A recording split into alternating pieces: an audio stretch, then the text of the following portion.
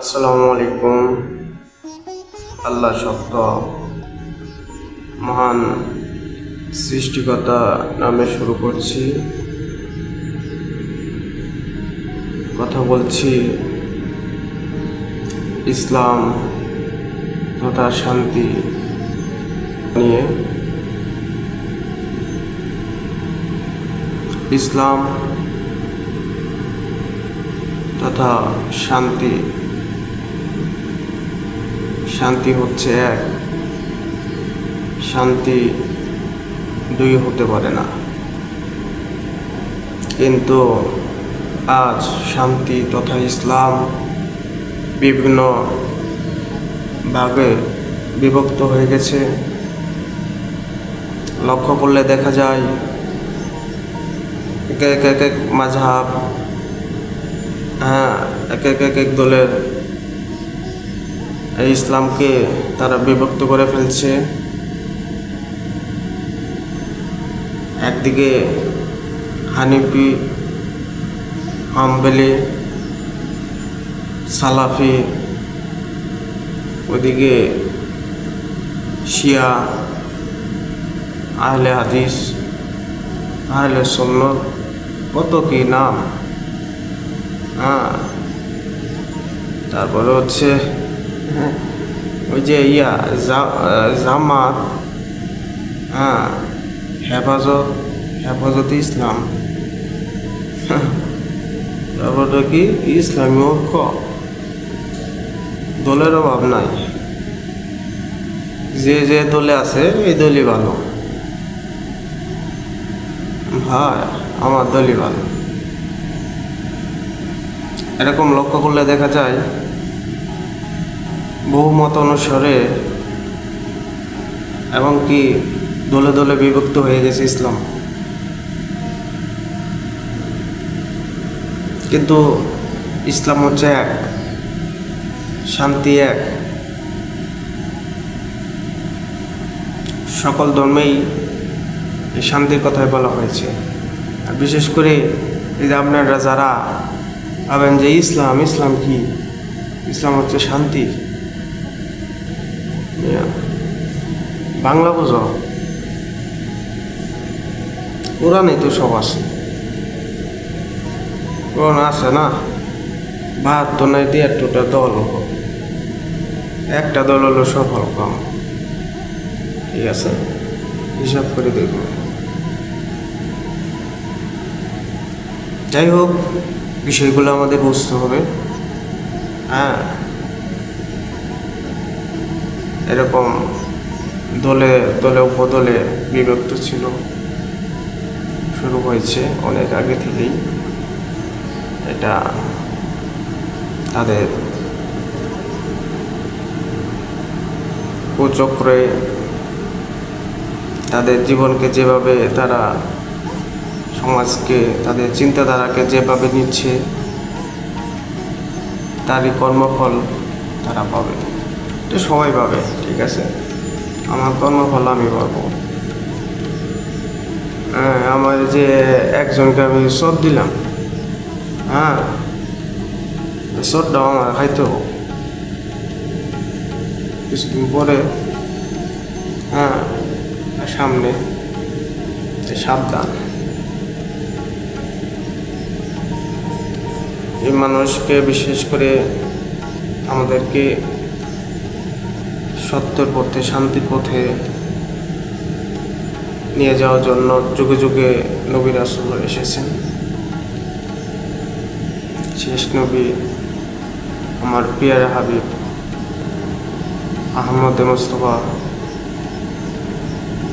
হযরত মুহাম্মদ সাল্লাল্লাহু আলাইহি সাল্লাম, যিনি আমাদেরকে এই শান্তির পথ তথা ইসলামের পথে দাখিল করেছেন।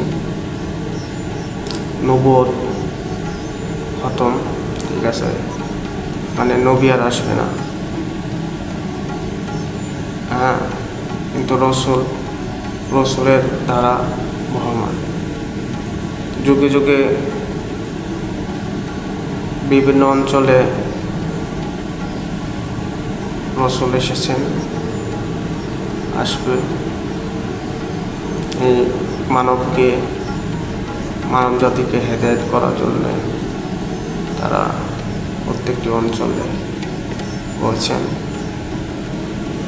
সত্য জানেন, সত্য বোঝেন, আর এই সত্যের পথকে প্রতিষ্ঠা করতে পারার জন্যেই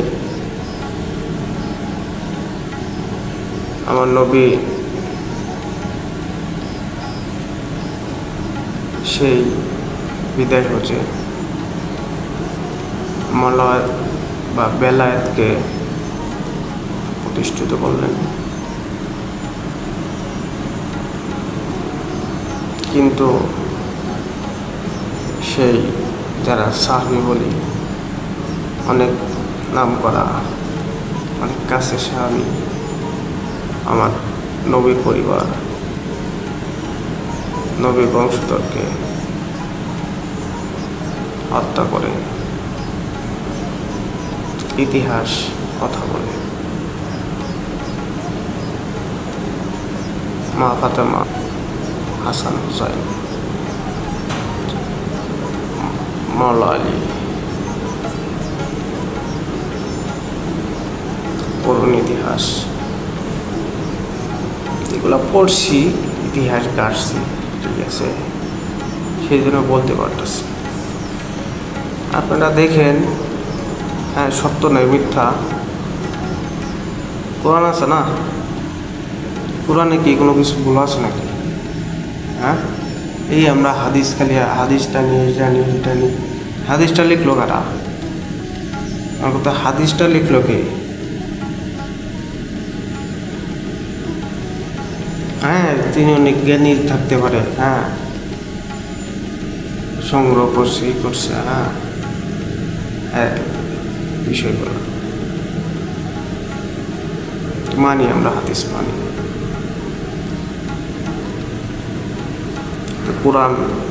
কোরআনে সকল কিছু রয়েছে। বিশেষ করে কোরআনটা যদি আমরা বাংলা পড়তে পারি, এটা কি অসুবিধা আমি বুঝি না। আমার ভাষা হলো মাতৃভাষা। হ্যাঁ, তুমি আরবি ভাষা তো বুঝো না, কি বুঝলে তোমার ওই বিষয়ে তোমার দক্ষতা নিতে হবে।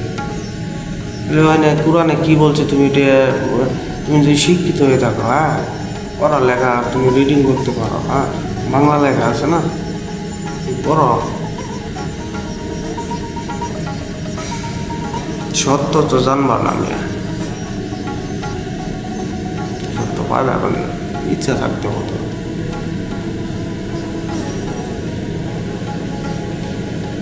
ভোগ নয়, উপভোগ করো, জ্ঞানের পথে হাঁটো, সত্য জানতে পারবে। মালিক যদি দয়া করে, তাহলেই সকল কিছু জানতে পারবে। বেশি কিছু জানি না, বুঝি না,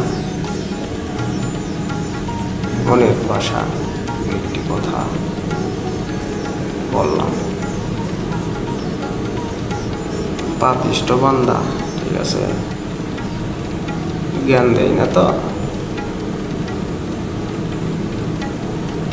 একটু কথা বলি, অনেক দুঃখে। পাপি বান্দা, মন যাচ্ছে তাই করি, ঠিক আছে। মালিক কেন আমাদের ক্ষমা দৃষ্টিতে দেখে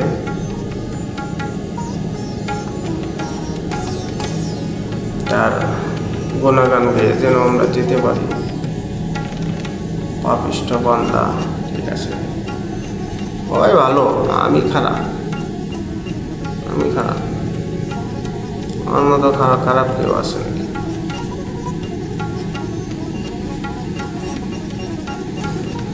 যাই হোক, কথা দীর্ঘায়িত না করি,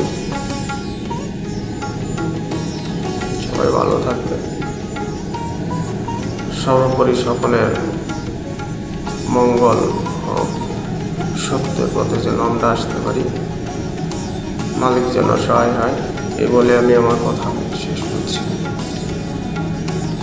আসসালামু আলাইকুম।